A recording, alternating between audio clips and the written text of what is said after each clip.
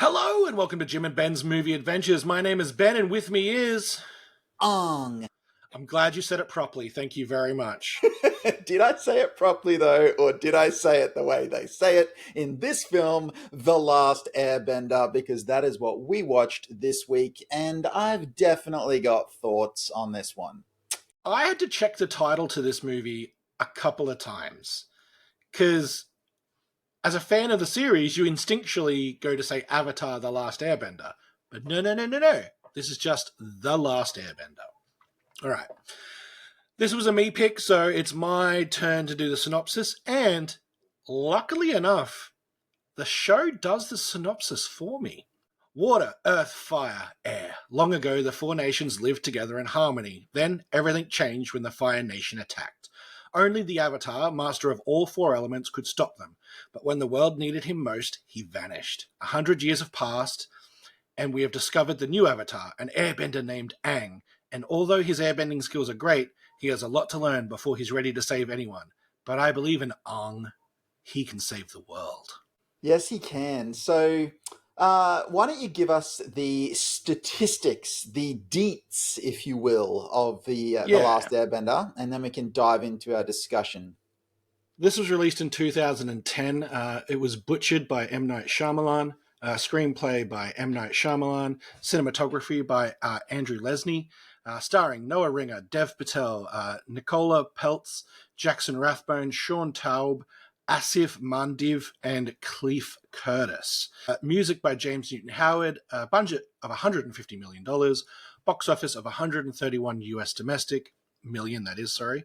187 million internationally, bringing us to $319,713,881 worldwide, and a runtime of what you would think doesn't feel like a long 103 minutes. So, this movie blows. When you selected this movie, I was not keen. You can go back to our previous podcast to see how not keen I was. And look, the thing that everyone, including me, says about this movie is the absolute truth, in the sense that this movie has stilted, over-serious dialogue. It has scenes that don't have any life or movement to them, and it is awkward in large stretches, which results in something that is boring.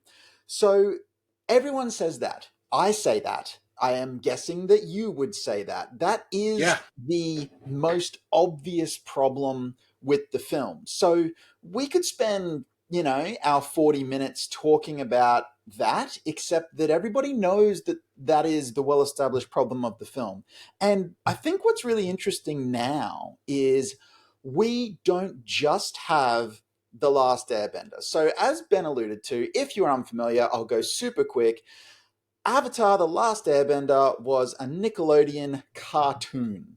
It would be perhaps incorrect to call it an anime, but it is in that style of animation. It's in the style of an anime, although not an anime. That's right. So, and this was a very popular cartoon that we both watched, even though we were adults at the time when it came out. Yeah. Which went from 2005 to 2008. And basically, it's pretty much perfect. There's really nothing that many people could say, or that we could say, to say, hey, I just wish they'd done this differently. So only 2 years after that cartoon went off the air and finished its story, we get this movie adaptation. And now, a long time since this movie adaptation, and since the thing's been off the air, we now have a Netflix live action adaptation as well that came out last year. And I think when this movie came out in 2010, everyone said what I just said, which is stilted, boring, awkward, difficult to watch, snooze fest, and didn't live up to the original material. And then the live action TV show came out last year, and look, yes, it was more kinetic, but it still suffered from a lot of issues. And it kind of starts getting you thinking that I think this is actually very difficult to adapt to live action. I think that there are significant hurdles to actually adapting this particular story from the medium of animation to the medium of live action. And we've now got 2 attempts, and neither of them are like slam dunks. This one, admittedly, is the worst. But Yeah, it's and starting to draws into sharp relief this idea that actually this could be a hard thing to actually adapt. It's not easy. the live action TV show has to thank its lucky graces that the movie came first, because by comparison, it fares well. But I only by actually, comparison. only by comparison, yeah. And so much so that I actually made a mistake in watching this movie, and I jumped onto Netflix because I knew it was on Netflix and I'm watching it. I'm like, oh, this isn't as bad as I remember.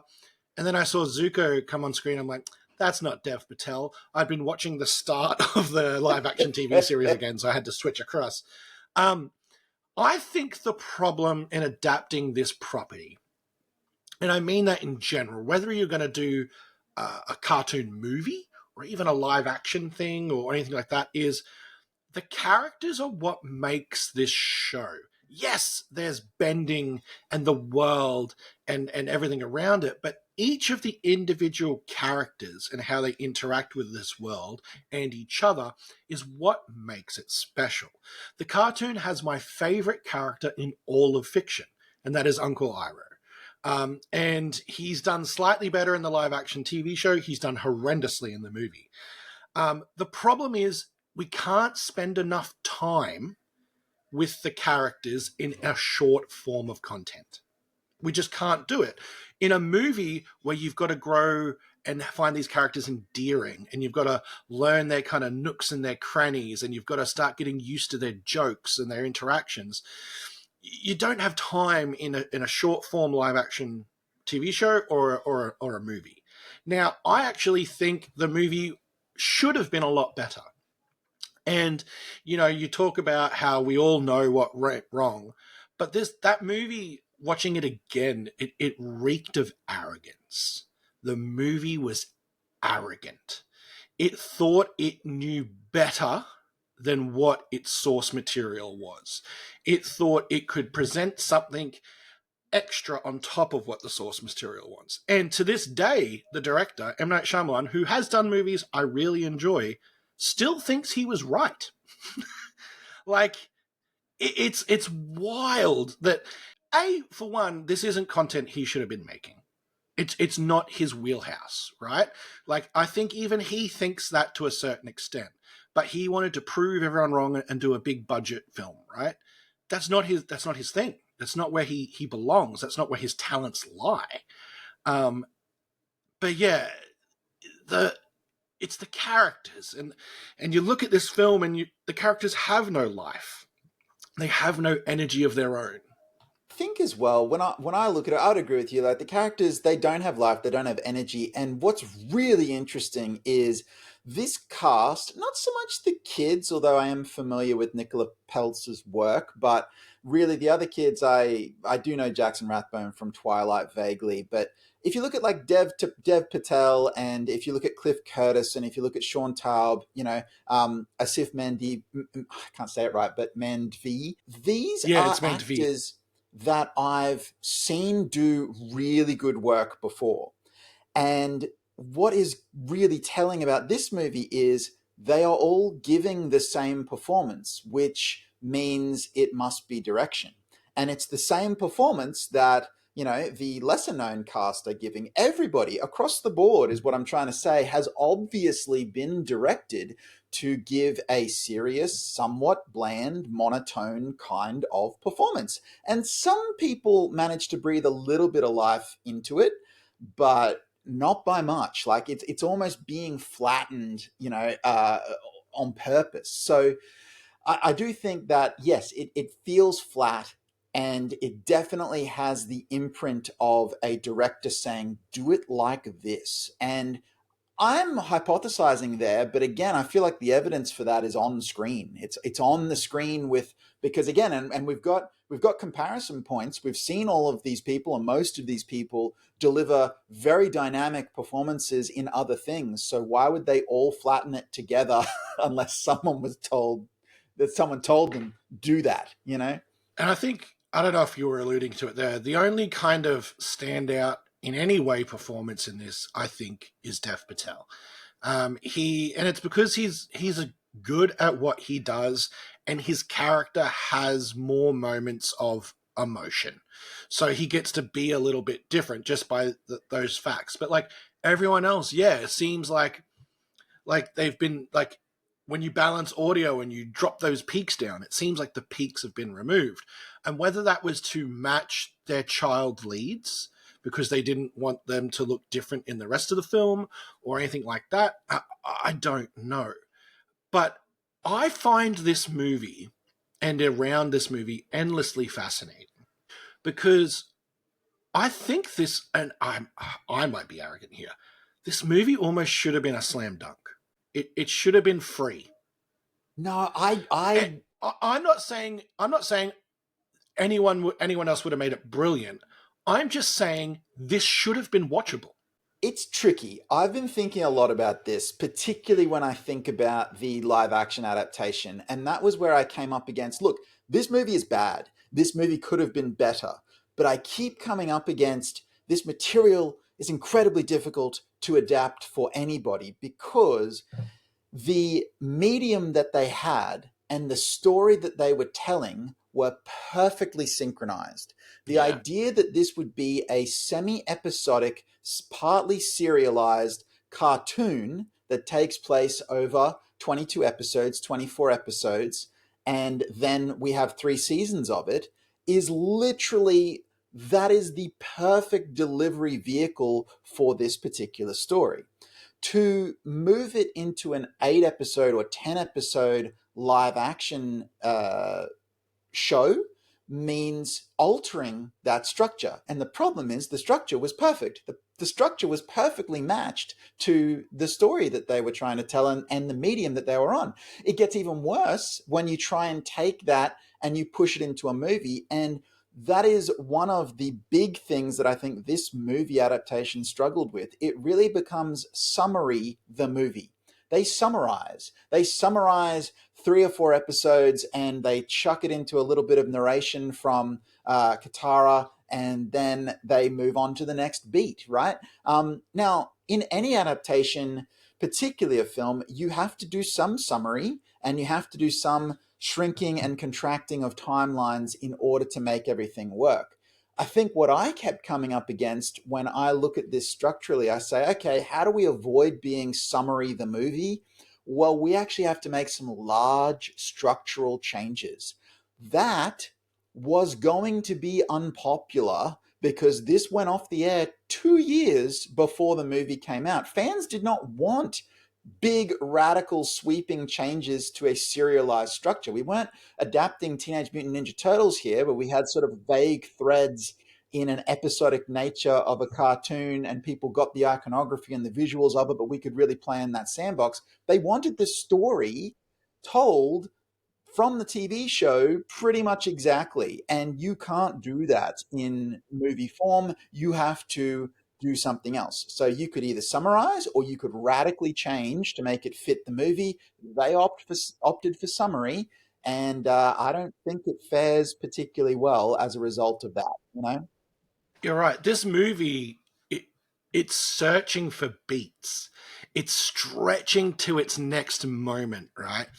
And they even do a montage in the middle of them liberating villages and helping the folk, which is a chunk of what that first season kind of is them going from place to place, looking for a direction of what they're going to do and all that sort of stuff.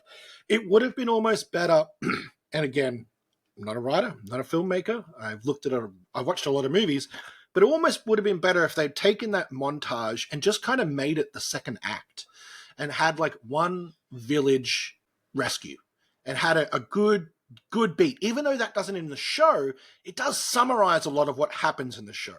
And you could have had some characters come in like the cabbage guy and that sort of stuff in those moments as they kind of liberate this village, and them liberating the village can give them the decision to go to the Northern Water Tribe, right? Or Southern Water Tribe.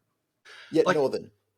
Northern, sorry, yeah. You can have that kind of, you can create a new beat because you can create a beat from the energy of what the show is. It's tricky though, And because when you do that, you're gonna be unpopular with the fan base, and the fan base was global and massive. Like, for instance, a really good thing that I keep thinking about is, okay, look, in the show, they go to the Northern Water Tribe and Sokka falls in love with Princess Yue. And you can do that over that's a few so bad in this movie. but Sorry. here's the thing. In the show, you can do that over a few episodes. At the end, you can build it, and Yeah. then, she dies, and that's the end. In the movie, right, that is always going to feel rushed. So the only way you could really fix that would be to bring Princess Yue into the story much earlier on the journey, which is going to anger all of the fan base because that's not what happens in the show. So you end up with this conundrum, this paradox to say, do we do it kind of like the show to not anger people in that way and have it be really rushed on screen? Or do we make major structural changes that actually would make this relationship thrive with more screen time, and then her death at the end of the film means more? You are kind of in that situation where you're like, from an adaptation point of view, you're like, you're damned if you do, you're damned if you don't. Yeah. So they had that, and that's just one example. They came up against that time and time and time again throughout this entire thing. Now, it sounds like I'm defending The Last Airbender. I'm actually not, because the thing is, even You're if they explaining it to a certain amount. I'm kind of saying that those initial problems of, over explaining, monotone delivery, static, they all live no matter what you're doing with the actual story beats. But then we've got extra problems, is really what I'm talking about there as well. To say, on a structural level, this film has some impossible things that it's trying to balance and was always going to kind of fail. And we can kind of see that in the live action show adaptation, because they just have a little bit more screen time, but they're still trying to balance all of the same things, and they're still failing, unfortunately. They're just doing it slightly better because they have a little bit longer, It, it is the frustrating truth. Like, I was reading, every once in a while I fall down rabbit holes, and I was in a Lord of the Rings rabbit hole this week, and I was reading about the story of Peter Jackson and how much he had to fight to tell the Lord of the Rings story he wanted to in the original trilogy. You would need, I think, a Peter Jackson-esque warrior to bring this to fruition. Because your movies would need to be 3 hours long, and you would still have to make judicial cuts, and people would still be upset. But it's about the brave cuts, right? You're just gonna have to do it. The action in this movie, I think, for me though, is the most disappointing part. It was the easiest part to get right. As long as you had some good action, this movie could have coasted a bit. It's people would have still been upset, unavoidable, absolutely unavoidable. But if you'd had action and not earthbenders that take 17 seconds to summon a pebble, like that, I think is the biggest crime, right? Because that's the hook. Look, The hook. That's the hook. I'd say that's the most noticeable crime. And I would say it's probably not the biggest crime. It's certainly the crime No. that we all saw even in early trailers, and it got a lot of reactions. And absolutely, it was frustrating in the movie. It's a noticeable crime because it's an obvious one that you could have really fixed. And they did fix it in the live action TV show because it's the most easy, obvious thing to fix. It's like, can we just do the action better? Like, yes, we can. That's not particularly difficult, right? We can actually make this more robust and work better. So yeah, and that's the thing. This movie doesn't have one problem. It's got about 27. It's got the problem of the monotone delivery. It's got the problem of we've flattened all the characters. It's got the problem of summary. It's got the problem of the action sucks. It's got the problem of we stripped all the humor out of the show because, I don't know, we were worried it wouldn't land or something, so we just decided not to do it. And you put all of it together, and it's just up against too much by the time you're actually finished there to say this was never going to work. And that's unfortunate because there are glimpses here of things that could have been great. Like the idea of translating the production design of the show, I thought they did really well. Yeah. Up the Flying Bison looks great. Momo looks great. Even select, I wouldn't say all, but select shots of like, water being manipulated and bubbling in the air and going across, like some of that stuff actually looks really good. So it's got glimpses here of things where you go, we're kind of close on a visual standpoint sometimes, but yeah, at the end of the day, there's just nowhere near enough to actually save the thing and stop it from being bad. Because that's the thing, this is bad. This is boring, and that is really unfortunate. There's the key word you've just used, and we've said it time and time again. It's not always enjoyable to rag on a movie because hundreds of people worked very, very hard on it. They put all their talents and skills to the test. And all movies are a sum of their parts, but the word you just said, boring, is the biggest crime I think any sort of entertainment can have. You could even be technically perfect and boring, and that's still really bad, but this wasn't technically perfect. It didn't have the bright spots, and it was boring. And I want to. I know when this movie came out, the young actor who played Aang or Ang, Noah Ringer, he got a bit of flack. 100% not his fault at all. He's actually a very talented dude. His talent is martial arts. The guy is a legit master, and he's still not very old now. Like they picked him because he could do the choreography, and guess what? They didn't give him the choreography.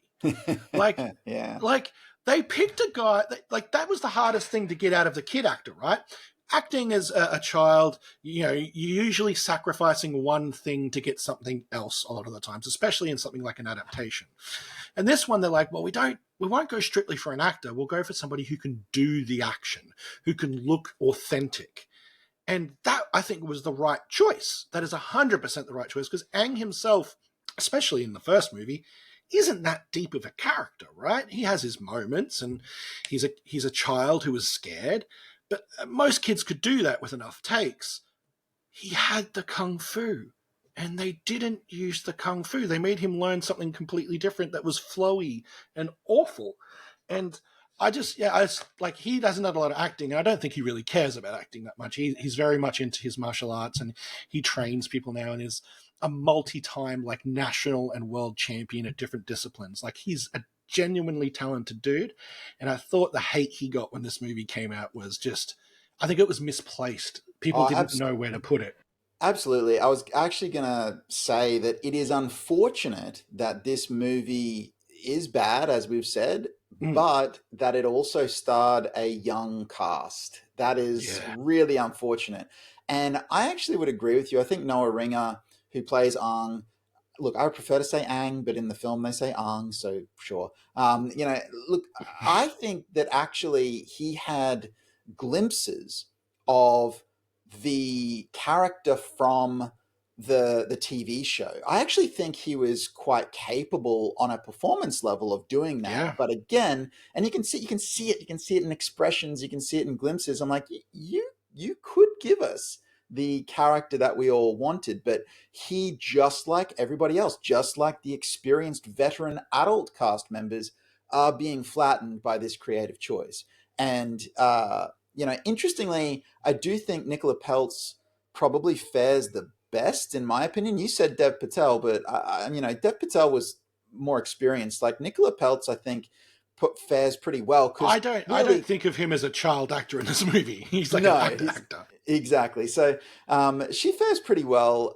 I think perhaps because they really parked that character into a Hermione kind of lane, and Yeah. that's not really her energy in the show, but it does give a young actress something very solid to play. Right? We've got precedent for that. We can kind of put that character into that lane and make it work somewhat, even though it's a little bit like, yeah, that's not really the fire and the energy from the show that that character had, but at least she doesn't come off badly, I suppose. Like, and that's the thing. I don't think any particular actor comes off badly here because it's so clear that it is an overall artistic choice to play things this way.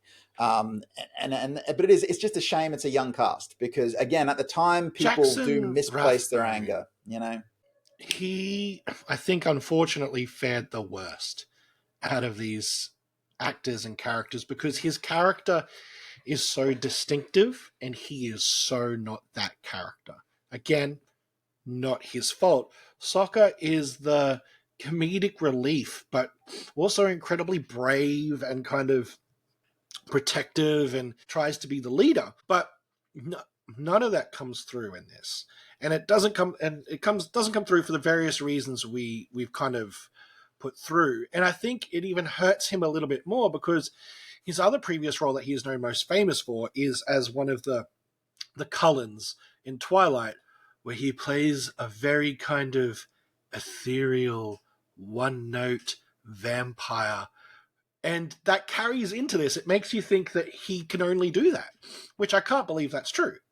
It's also, look, I would rarely sort of say this because I do understand that you change things around when you adapt something, but I actually also think he's way too old for Yeah. this particular role. Like the idea that in the show, and again, if you wrote the character differently, you could play it differently in the movie, but they didn't really write it that differently, except that they stripped the humor out. The idea that he's kind of incompetent works in the show because of his youth. It Yeah. kind of means something much sadder in the movie when he's, I don't know, mid 20s and he still hasn't quite worked out Because who he is or what's going on. Like it just is in a the show, little, he lacks experience. He is yes. thrust into a role he is not ready for.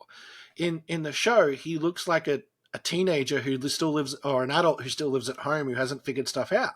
You mean in the movie, you mean he looks Yeah, like yeah. that? Sorry, in the movie, he Yeah. looks like an adult who lives at home and hasn't figured stuff out. Like, But it's still it's kind written of like the teenager. The whole thing yeah. is it's very, yeah, he it doesn't mesh. It's probably the role that does definitely fare the worst for all of those reasons coming together. So yeah, it's a little bit of a, it's not a very unique take, is it, to say that Last Airbender is a bad movie, but the thing is, I think it was up against so many different things that caused difficulty that obviously it just couldn't overcome all of them. So I do think at the end of the day here, the choice of Shyamalan as writer and director is probably what everything goes back to. His style just does not suit this particular genre, and he didn't really try to change his style. He just did his style in this genre, and it just didn't work. Like we can see directors shapeshift to different genres and styles and adapt their own, I guess, instincts to different formats or different stories. But in this case, he just didn't do that. He just did what he would usually do on a smaller, low budget indie thriller, and he just moved to this big budget action adventure film and didn't change a thing, and it just doesn't work. So I have a question for you then. If you were to keep one thing from this adaptation that goes into what is inevitably going to be the next movie adaptation of this property, what's the one thing you'd keep? You go, okay, this worked, this was good, or this is how it should be. What would you pluck out whole and just put into the next adaptation? look, I don't know if this is quite what you mean, but I'd say the production design. I'm like, the production I designer was going to can, say the same thing. okay, I'm like, production designer, you can keep your job. You did a great job of translating this cartoon world into live action. So well done. Let's keep that. Both the water tribe locations I think were fantastic. They were actually really good, and even the air temples were pretty good, and the ships were pretty good. Like everything, it felt like how it should look. Like it really did. But yeah, it's you'd bring that crew over to the next movie. Go, and everyone who had anything to do with production design and building sets and making things look the way they should, you can come to the next movie. Yeah. For sure. Look, so that we go to the next movie, why don't you tell the good people of the interwebs where they can find the rest of our podcasts? You can do so at Jim and Ben's Movie Adventures. You can type that in for YouTube, Spotify, and iTunes, and you will find us. When you do find us, have a look at our back catalogue. We've done lots of movies at this point. There's definitely a movie that you've seen that we've talked about. And if there isn't, by some magical miracle of happenstance, a movie that you haven't seen that we've done, ask us to do a movie you have seen. Jump into those comments and go, hey, Jim and Ben, check out this movie. I'd really like to see your take on it. And we'd be like, okie dokie, let's have a go at it. While you are doing that, if you do like what we do, throw us a thumbs up and a like and a review or anything like that in there as well. We really do appreciate any feedback you can give, as we love to hear from anyone who consumes our content.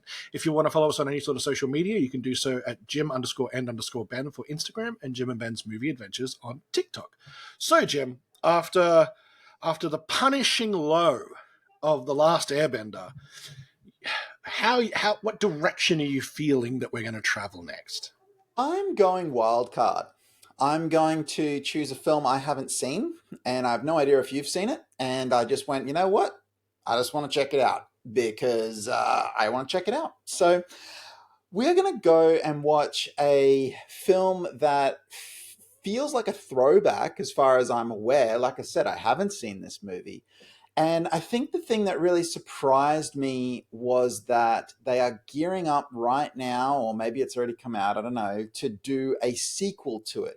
So I went, oh, I wouldn't have thought this genre of movie would necessarily succeed in the modern marketplace, but it obviously succeeded enough that we're now doing a second one with, I think, a fairly substantial budget. So we're going to watch Greenland from 2020 with Gerard Butler and Morena Baccarin. It's a disaster movie as far as I'm aware. I And haven't seen it.